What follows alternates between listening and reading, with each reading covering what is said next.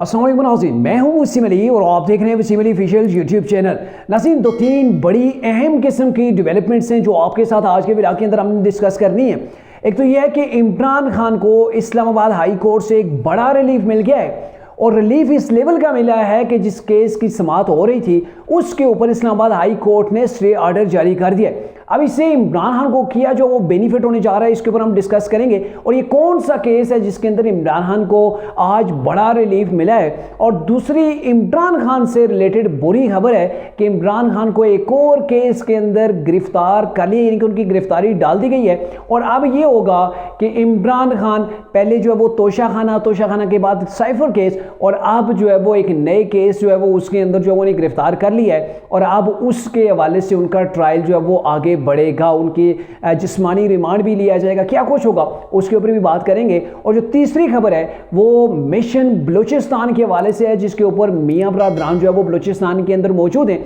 अब यहाँ पे कुछ अहम डेवलपमेंट्स हैं कि नून लीग के अंदर तो बड़े बड़े लोग आ रहे हैं, एक समझ लें कि पूरी की पूरी पार्टियां आ रही हैं, लेकिन आने वाले टाइम के अंदर मुस्लिम नून को यही लोग कैसे नुकसान पहुंचाएंगे और इस इलेक्शन के अंदर भी मुस्लिम नून को ये लोग कैसे नुकसान पहुंचाएंगे प्राय रास्त आपको ये मुकम्मल तफसील देंगे। लेकिन उससे पहले हमारी आपसे एक होगी गुजारिश कि अगर आपने अभी तक हमारे चैनल को सब्सक्राइब नहीं किया या फिर आप हमारे चैनल के ऊपर फर्स्ट टाइम आए तो काइंडली अभी हमारे चैनल को सब्सक्राइब कर लीजिए, बेल आइकन को प्रेस करना मत भूलिएगा।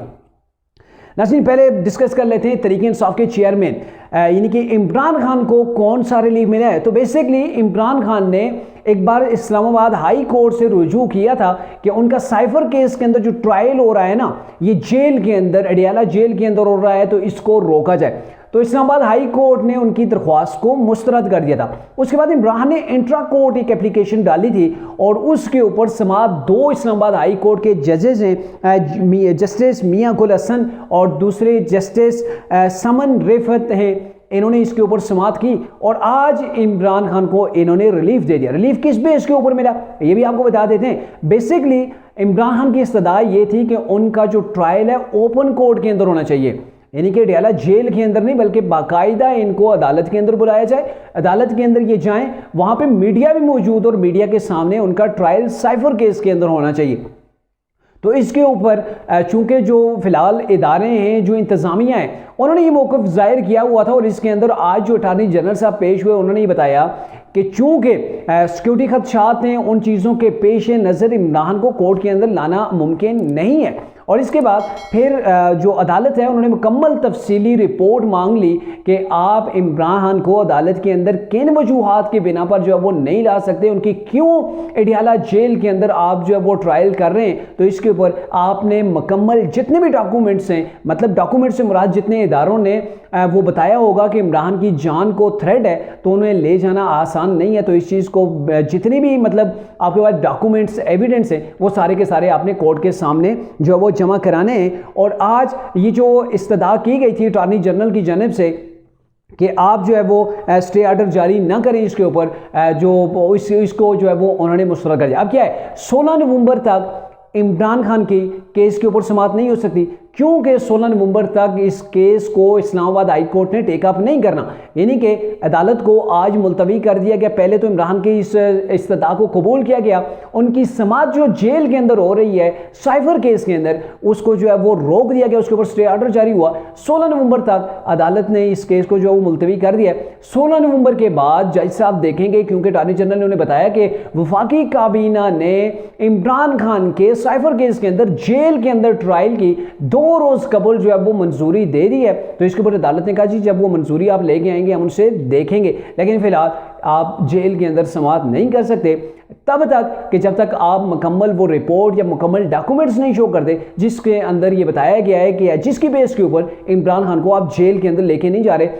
अदालत के अंदर नहीं लेके जा रहे और जेल के अंदर उनका आप ट्रायल जारी करें। तो बेसिकली तहरीक इंसाफ मैंने पहले भी ब्लॉग के अंदर बताया था ना कि उनका अब मकसद ये है कि इमरान खान को जेल से निकाल के कम से कम मीडिया तक लाना है, उन्हें अदालत के सामने रूबरू पेश किया जाए ताकि उनका जेल के अंदर ही ट्रायल ना हो। तो अब वो जमानत के चक्करों के अंदर तहरीक इंसाफ नहीं बढ़ रही है, इतना रिलीफ चाहती है कि इमरान खान अदालत के अंदर जाते रहें।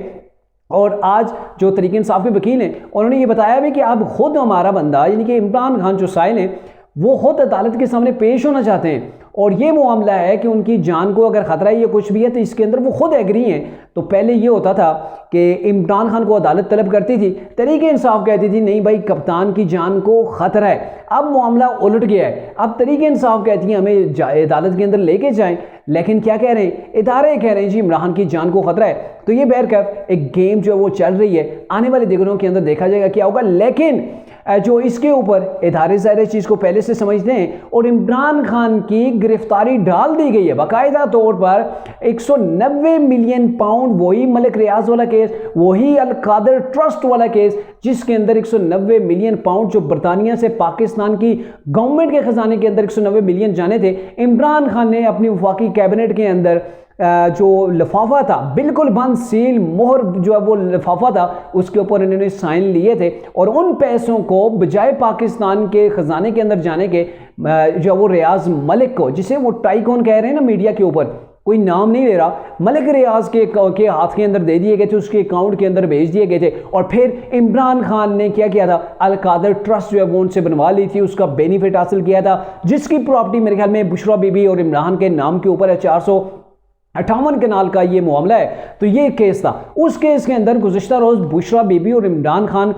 दोनों से सवालात जो है वो पूछे गए हैं। 1.5-2 घंटे की जो है वो उनसे पूछगछ हुई है, जिसके अंदर बुशरा बीबी को काफ़ी टाइम दिया गया है, जिसके अंदर बुशरा बीबी से पूछा गया आपकी एजुकेशन क्या है, क्या आप अल कादर ट्रस्ट के अंदर आप जो है वो टीचर हैं, वहाँ पे आप पढ़ाती हैं, आपने कितनी एजुकेशन हासिल की, क्या आपने वाकई मदारस का भी कोर्स किया हुआ है या नहीं, मतलब जेली पीरनी आप बनी हुई हैं या क्या मामला है। मुकम्मल तफसील उन्होंने उनसे पूछी है और ये भी पूछा कि आपने इससे क्या बेनिफिट हासिल किया है, बराह रास्त आपका तल्लुक क्या है, अल कादर ट्रस्ट की ज़मीन जो है वो कैसे ली गई, सारी चीज़ें। मतलब तकरीबन बताया जा रहा है कि 16 उनसे क्वेश्चन किए गए हैं जो बुशरा बेबी के लिए काफ़ी टफ साबित हुए हैं। अब यह है कि उसके अंदर गिरफ्तारी डाल दी गई है, लेकिन एक आइन है जो एहतसाब अदालत है, उसका एक अपना कानून भी है नैब का कि अगर आप किसी को अरेस्ट करते हैं, उसकी गिरफ्तारी आप डाल देते हैं तो उसके बाद 24 घंटों के अंदर आपने रूबरू अदालत की उसे पेश करना है मुलजिम को।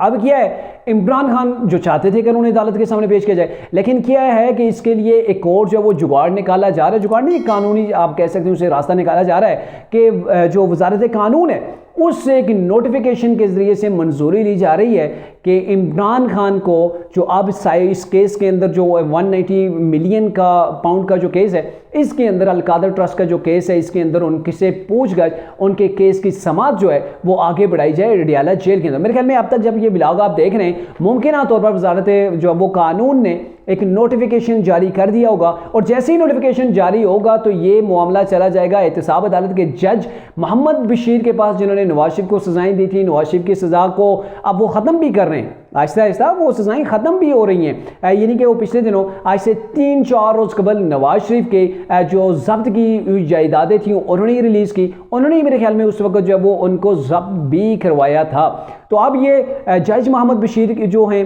ये एहतसाब अदालत के जज हैं, अगर मंजूरी मिल जाती है वजारत कानून की जानिब से तो रिडियाला जेल के अंदर इमरान खान का ये जो है वो केस के ऊपर समाअत करेंगे और वहाँ पर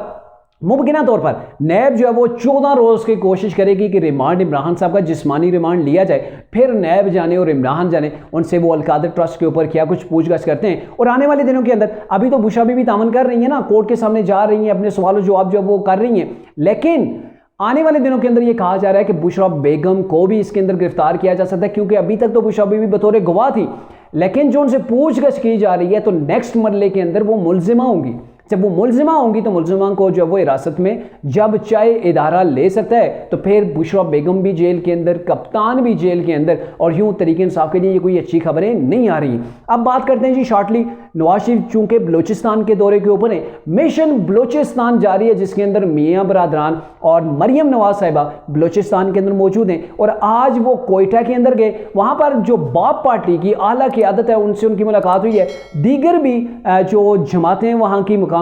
उनसे भी उनकी मुलाकातें हो रही हैं और ये कहा जा रहा है कि धड़ाधड़ लोग जो है वो मुस्लिम नून को ज्वाइन करने के लिए रेडी हैं। अब बाप पार्टी के कुछ लोग तो हैं बाज़ाब्ता तौर पर नून लीग के अंदर आ रहे हैं, जैसे जाम कमाल साहब हैं जो कि पहले गुज़िश्ता टन्योर के अंदर यानी कि उससे पहले नवाज शरीफ के साथ रहे हैं और फिर उन्होंने बाप पार्टी बना ली थी जब नवाज शरीफ को नायल वगैरह किया गया था, उनकी गवर्नमेंट जब शाहिद खान की वासी की गवर्नमेंट खत्म हुई थी ना, उसके बाद उन्होंने अपनी बाप पार्टी बना ली थी, वो सदर बन गए थे बाप पार्टी के। तो अब ये है कि उन्होंने बाज़ाब्ता तौर पर ये एक जो है वो बता दिया है कि वो नून लीग को ज्वाइन करने वाले हैं, यानी कि वो नून लीग को ज्वाइन कर सकते हैं। बाकी 25 के करीब दीगर अरकान भी हैं जो कि नून लीग के अंदर शमूलियत इख्तियार करना चाहते हैं। लेकिन यहाँ पे अहम जो चीज़ मैं आपको बताना चाह रहा हूँ वो ये है कि ये लोग मुस्लिम नून के लिए ख़तरा भी होंगे। ख़तरा कैसे होंगे?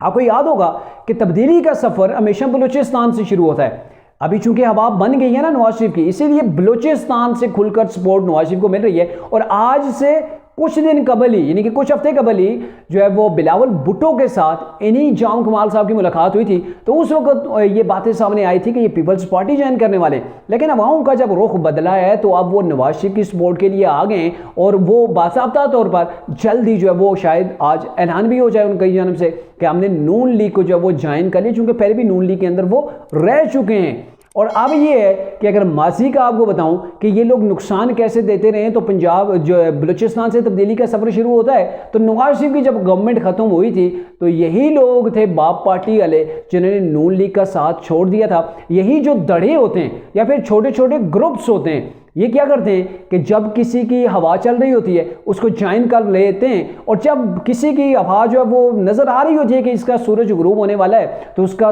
धड़म से जो है वो साथ छोड़कर उसका दड़न तख्ता जो है वो कर देते हैं। और आपको याद होगा मरियम नवाज साहिबा ने अपनी स्पीच के अंदर एक बार कहा था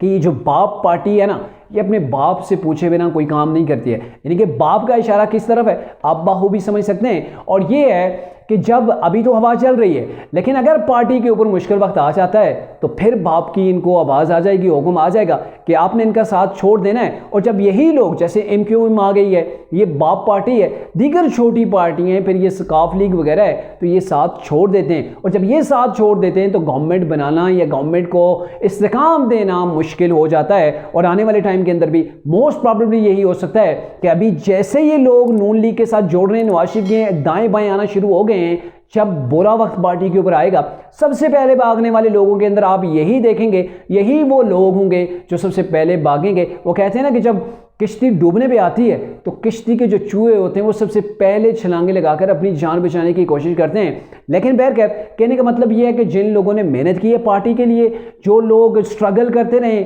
मुश्किल वक्त के अंदर, आज उन्हें टिकट मुश्किल मिलेगा। और ये जो लोग पैराशूटर्स हैं, सिर्फ गवर्नमेंट जब उरूज पे होती है तभी उस गवर्नमेंट के अंदर छलांग लगा के आते हैं, या जिस शख्स का सूरज तुलू हो रहा होता है उसके साथ ज्वाइनिंग करते हैं, या फिर कहीं और से ऑर्डर आ जाए तो ये उस शख्स के साथ जो वो चले जाते हैं। तो यही लोग होते हैं जो आखिर में उसी पार्टी का, उसी गवर्नमेंट का दड़न तख्ता करते हैं।